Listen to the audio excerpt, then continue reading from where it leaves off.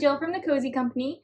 If you're new here, I make and sell chunky knit blankets and stuffed animals, and I also sell my own patterns as digital downloads. One of my most asked questions from you guys is, how do you price your handmade items?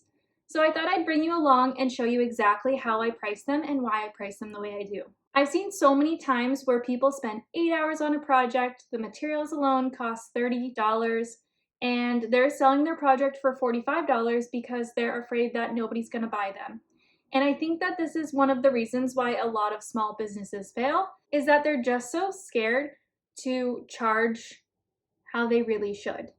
Now, just as a disclaimer, this is how I price my items. That does not mean you have to price your items like this. This is just a bring you along type of video so you can understand why and how I price my items. So that way it might help you better a little bit understand how to price your items. So today I'm going to be making Turk the Turtle. It requires 3 colors of chunky size 7 jumbo yarn. So for those of you who finger knit, you already know that this is Hobby Lobby Eternal Bliss in color Sage. Now this skein of yarn retails for $7.99. You can at some points get it on sale for 30% off. I always price my items based on the fact that this ball of yarn is $7.99, no matter if I actually got it on sale.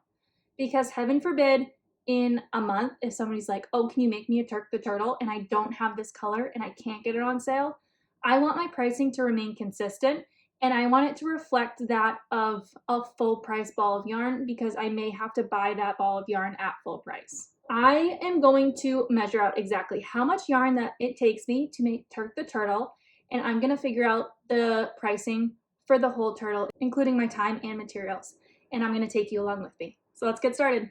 4 feet are completed, so I'm just going to assume that they're each about 2.5 yards. They may differ slightly, but overall, just for ease, let's say 2.5 yards per foot. So we have 10 yards total so far. I've attached the feet, and I used about 1.5 yards of this tan color.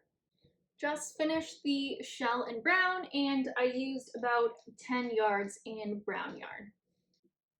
I just closed up the underside of the turtle, and I used about 2.25 yards. So next up is polyfill, and I'm really not sure how to judge how much polyfill I've used because I can't really weigh it on a scale because it doesn't really weigh anything. I think I'm gonna weigh this before and then after, and maybe that will help judge. So stay tuned. Okay, update, that did not work, but this is as much polyfill as I used. So I think I'm just going to look up what a large crochet pattern polyfill amount is and maybe go by that.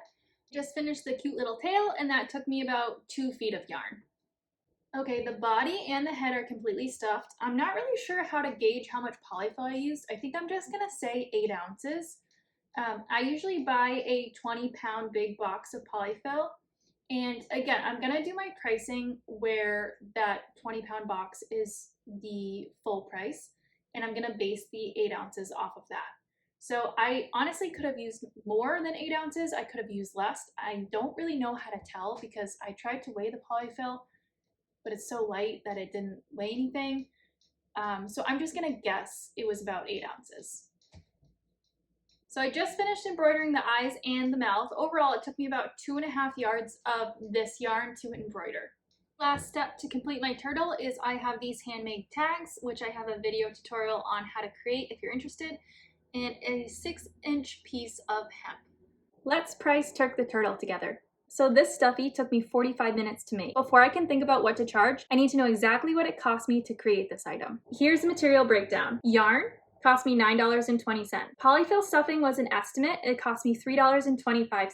There was really no way for me to weigh the polyfill, so I just used the best educated guess. The handmade tag cost 78 cents. The hemp that I used to attach that tag took me 1 cent, and other small supplies cost 17 cents. That brings my total material cost to $13.41. Now, a lot of people might stop right there. They'll take that $13.41 and they'll just double it in price. But that doesn't account for the time that it took me to create the item, and that's not how I price my items. Turk took me about 45 minutes to make, and I value my time at $25 an hour. That means that my labor cost is $18.75. So before I've made a single dollar in profit, I'm already at $13.16 invested into this item. But that's still not the whole picture. As a business owner, I also have expenses that some people might not think about. I pay for my website, credit card processing fees, Etsy listing fees, and shipping supplies, marketing, equipment, craft fair booth fees, business insurance. Honestly, the list is never ending. All of those expenses have to be covered somewhere, somehow, right? And that's why I priced Turk the Turtle at $45. Now here's the part that surprises a lot of people. Just because I charge $45 doesn't mean that I put $45 into my pocket. After subtracting just my material cost, I'm left with $31.59. Then I pay myself $18.75 for the 45 minutes that it took to make it. That leaves $12.84. And even that $12.84 isn't just extra money in my pocket. That amount helps me cover all my business expenses. And whatever's left from that becomes profit that I can reinvest into inventory or new supplies or equipment and just growing my business. So when someone asks why a handmade item is $45, the answer is not just because it's handmade. It's because you're paying for quality materials, skilled craftsmanship, the time it took to create it, and the cost of running a small business. I think one of the biggest mindset shifts every handmade business owner needs to make is this: your labor is not your profit. Your labor is your paycheck for making the item. Profit is what allows your business to survive and grow. If you aren't leaving room for profit, eventually you'll burn out or you'll find yourself paying out of pocket just to keep your business running. So